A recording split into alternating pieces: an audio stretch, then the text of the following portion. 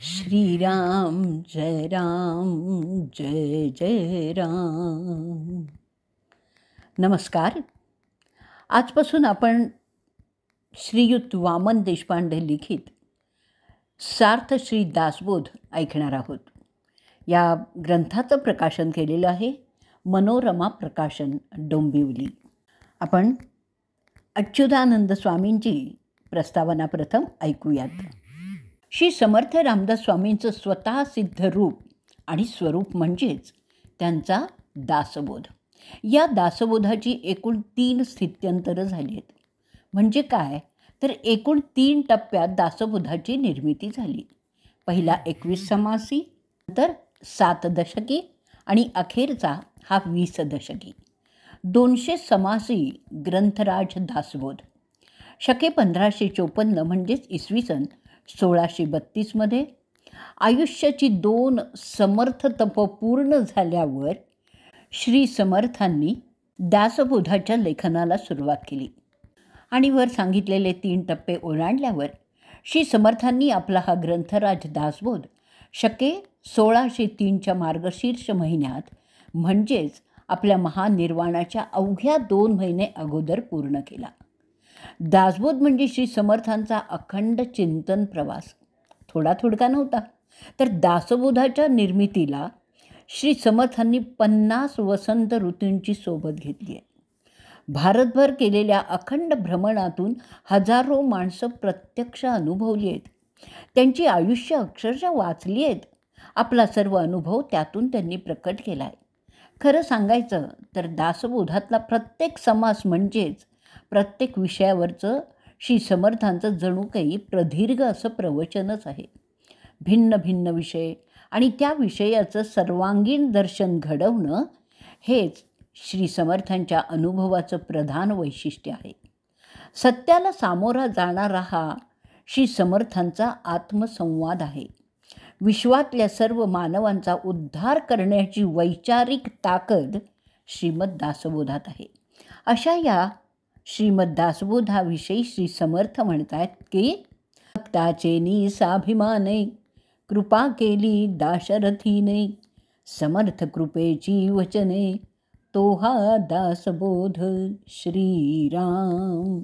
दशकी 200 समासी हा दासबोध साधकांनी सावकाशपणे पाहावा, अर्थपूर्ण वाचावा आणि प्रत्यक्ष अनुभवावा. तो आपल्या श्रवणेंद्रियांनी ऐकून त्यातल्या प्रत्येक श्लोकाचा जर खोलवरचा वेध घेतला ना तर मनन करत्यास निश्चितपणे परमार्थ स्पष्ट होत जातो. श्री समर्थ म्हणतायत की ग्रंथाचे करावे स्तवन, स्तवनाचे काय प्रयोजन, येथे प्रत्ययास कारण प्रत्ययो पहावा श्रीराम. दासबोधात एकूण 7751 ओव्या आहेत. मुख्य विषय अर्थातच अध्यात्म आहे.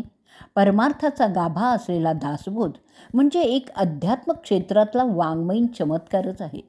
अशा स्वतः सिद्ध दासबोधाची फलश्रुती काय तर समर्थ म्हणतात, ऐसी याची फलश्रुती श्रवणे चुके अधोगती, मनास होय विश्रांती समाधान श्रीराम.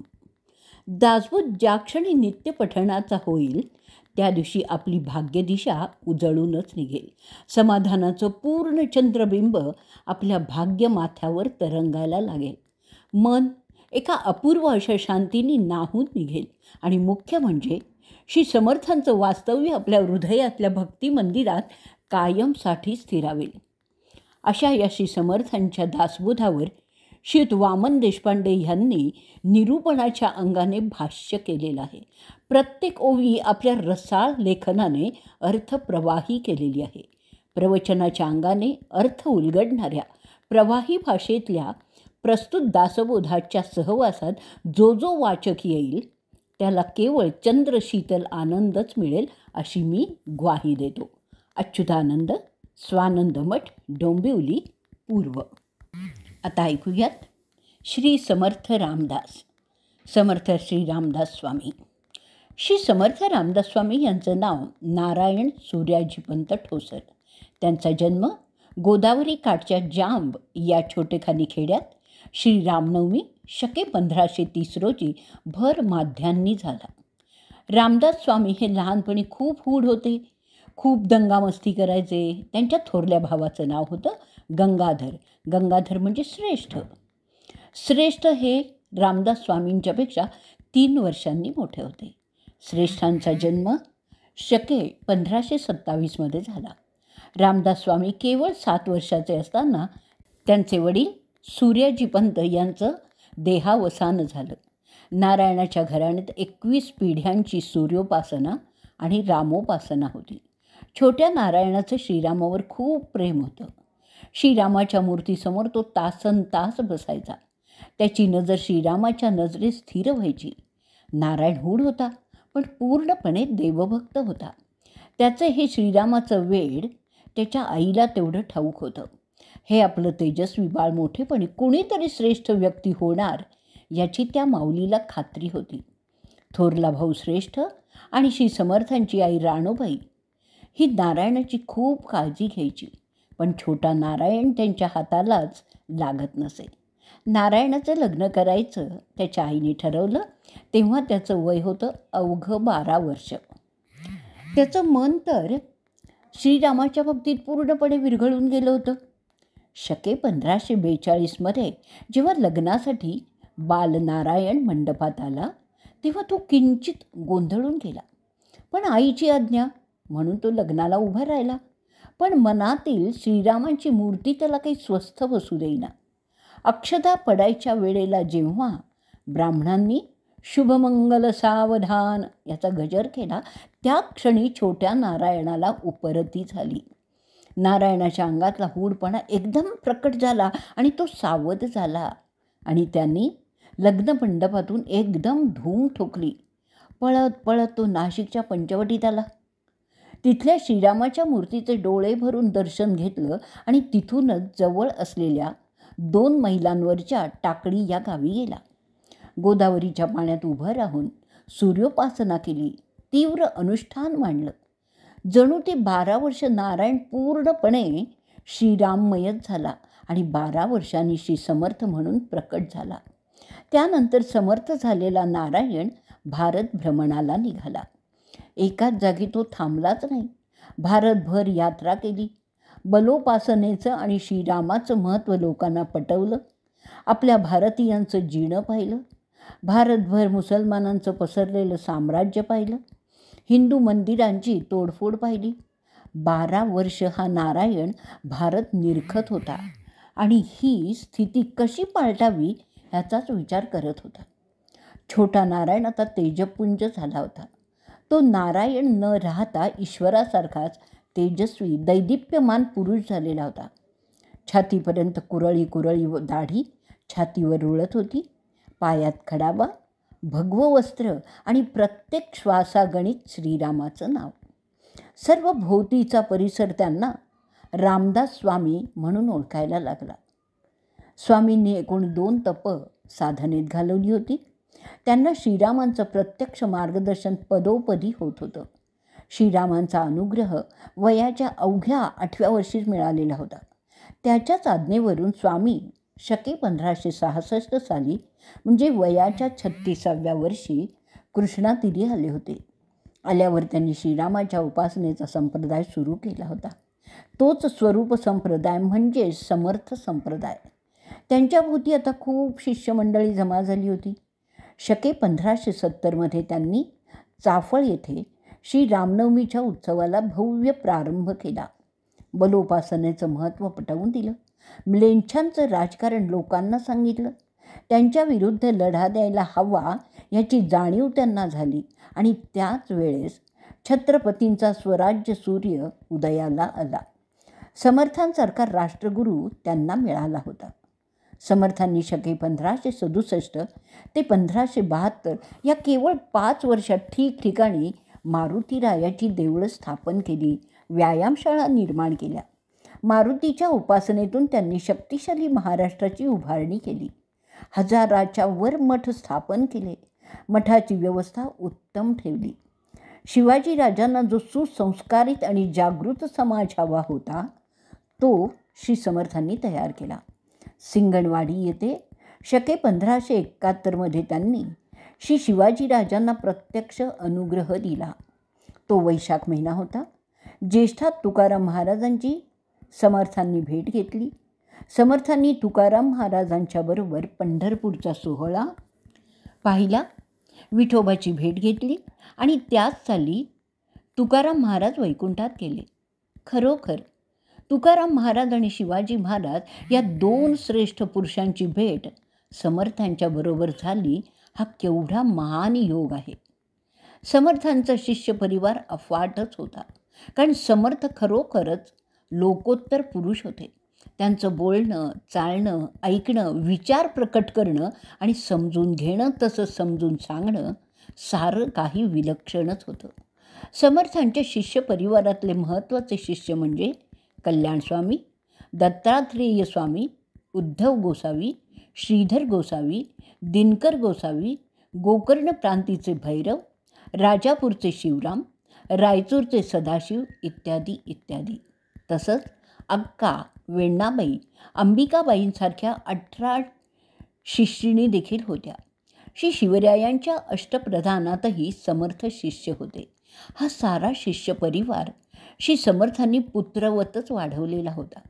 भारतभर मठस्थापना करून एखाद्या प्रचंड वटवृक्षासारखी धर्माची ध्वजा फडफडत ठेवली. समर्थांची शिस्त अतिशय कडक होती. मर्यादांनी कसं वागावं, गुरूंच्या आज्ञेने कसं जगावं, शिस्तीने कसं वागावं याचं सम्यक ज्ञान समर्थांनी शिष्यांना दिलं होतं. या हजारो मठाच्या द्वारे श्री समर्थांनी शिवरायांच्या स्वराज्याच्या कल्पनांना खतपाणीच पुरवलं. समर्थ शिवरायांच्या विलक्षण लोभात पडलेले होते. समर्थ रामदास स्वामी आणि श्री शिवाजी महाराज यांची अनुग्रहाची भेट शके 1571 सिंगणवाडीतल्या एका बागेत झाली होती. श्री समर्थांची प्रचंड कीर्ती शिवाजी महाराज केवळ ऐकून होते. त्यांचं स्वराष्ट्रप्रेम पाहूनच शिवराय त्यांच्या भजनी लागलेले होते.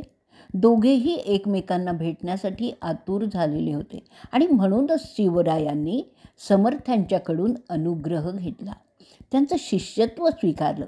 शिवाय समर्थ शिव हे एक आदर्श असे गुरु शिष्याचं नातं त्यातून जन्माला आलं. श्री समर्थांची राष्ट्रभक्ती पाहून शिवराय भारावून गेले होते आणि शिवरायांची स्वराज्य स्थापनेची तीव्र इच्छा पाहून श्री समर्थ भारावून गेले होते. श्री समर्थांनी तर आपल्या मठांच्या आणि शिष्यांच्या माध्यमातून संपूर्ण समाज उन्नत केलेला होता. हे नातं शेवटपर्यंत टिकलं. शिवाजी महाराजांना आग्र्याला अटक केल्यावर चतुराईने ते औरंगजेबाच्या जबड्यातून सुटून आले. त्याला सहाय्य श्री समर्थांचंच होतं. वीरवृत्ती आणि वैराग्य यांचा समन्वय शिवराय आणि समर्थांच्या भेटीतून निर्माण झाला. म्हणून श्री समर्थांना राष्ट्रसंत म्हणून ओळखलं जातं. एक निष्ठावंत राजा श्री समर्थांनी निर्माण केला आणि संपूर्ण समाज विवेक जागरण आणि बलोपासनेतूनच निर्माण केला. स्वराज्य निर्मितीत त्यांनी प्रत्यक्ष सहभाग घेतला. श्रीरामासारखा सत्यवचनी आदर्श राजा त्यांनी शिवाजी महाराजांच्या रूपाने तयार केला. समर्थांची 11 मारुती मंदिरं म्हणजे शहापूर, मसूर, चाफळा 2, उंब्रज, शिराळे, मनपाडळे, पारगाव, माझगाव, सिंगणवाडी आणि बहे हे 11 मारुती श्री समर्थांनी स्वहस्ते स्थापन केले. श्री समर्थांचा संचार सर्वत्रच असायचा, त्यामुळे त्यांनी इतर अनेक ठिकाणी श्री मारुतीची स्थापना करून जनजागृती केली. तसं पाहिलं तर जांब ही त्यांची जन्मभूमी, पंचवटी क्षेत्र ही त्यांची तपोभूमी आणि संपूर्ण भारत हीच तर त्यांची कर्मभूमी. स्वामींचं कर्तृत्व एका वाक्यात सांगायचं म्हणजे शिवाजीराजांसारखा संपूर्ण जगाला वंद्य असलेल्या महान राजाच्या राष्ट्रधर्मस्थापनेच्या कार्यात त्यांनी अपूर्व असा सहयोग दिला. शिवाजीराजे हे कर्तृत्ववान शूर पुरुष होते आणि स्वामींनी प्रचार जागृतीचं कार्य तेवढ्याच ताकदीने केलेलं आहे. समर्थांचा सर्वात महत्त्वाचा ग्रंथ म्हणजे श्रीमद दासबोध. स्वामींचं खरं वाङ्मयीन कर्तृत्व त्यांच्या दासबोधात अक्षररूप झालेलं आहे. हा दासबोध श्री समर्थांनी शिवथर घळीत लिहिलाय. त्यानंतर मनाचे श्लोक, युद्धकांड, लघुकाव्य, भीमरूपी मारुती स्तोत्र असे विपुल साहित्य त्यांनी लिहिलेलं आहे. प्रार्थना, स्फुट श्लोक, ओव्या आणि अभंग समर्थांचेच आहेत. मानपंचकासारखे छोटे ग्रंथ पण आहेत. पण समर्थांचा श्रीमद दासबोध हा ग्रंथ प्रत्येकाने एकदा मनपूर्वक वाचायलाच पाहिजे.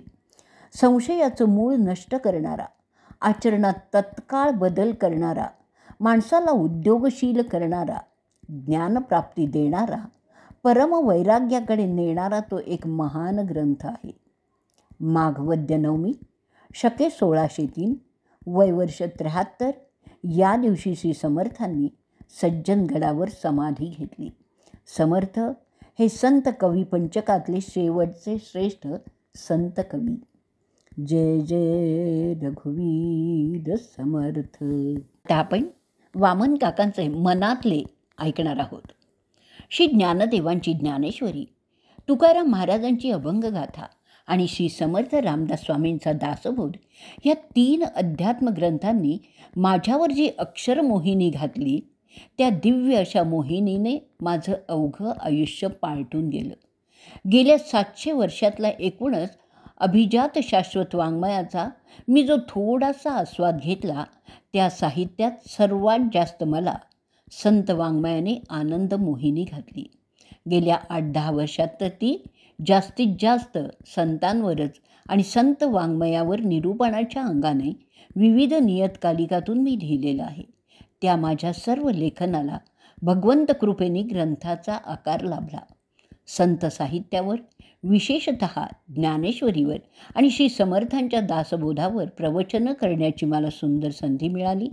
वाचकांची आणि श्रोत्यांशी भेटी घडल्यामुळे सर्व सहृदय श्रोत्यांशी आणि वाचकांशी मला संवाद साधता आला. त्यामुळे एक काय घडलंय तर संत साहित्यावर निरूपणाच्या अंगाने लिहिण्याची सवय लागली. कुठल्याही अभंगावर किंवा ओवीवर भाष्य करण्याची सुंदर सवय लागल्यामुळे प्रवचनाच्या अंगाने बोलीभाषेत लिहिण्याची सवय लागली. ती माझ्या विचारांची वाचक मनाशी जुळणारी शैली झाली. केवळ अर्थ सांगण्यापेक्षा त्यावेळी मनात दाटून येणारे विस्तार भारले अर्थविचार आपोआप प्रकट होऊ लागले. कोणीतरी आपल्या हातून लिहवून घेतो आहे ह्याची तीव्र जाणीव प्रत्येक क्षणाला व्हायला लागली. महत्त्वाचं काय तर श्री राघवेंद्र स्वामी हे माझं तर आराध्य दैवत आहे. श्री ज्ञानदेवांची लाभलेली कृपा आणि श्री समर्थांचे बलदंड आशीर्वाद. माझे सारे आनंद सोहळे या त्रिवेणी संगमावरच साजरे होतात. सर्व संत आणि त्यांचे शाश्वत वाङ्मय मला ह्या त्रिवेणी संगमावर अनुभवायला मिळाल्यामुळे सर्व संतांची कृपा झाली. त्यामुळे एकूणच संत वाङ्मय आणि संत विचार हे माझे प्राणविश्व झाल्यामुळे संत वाङ्मयावर जेवढं म्हणून लिहिता आलं तेवढं मी लिहित गेलो आणि ते प्रसिद्धही होत गेलं.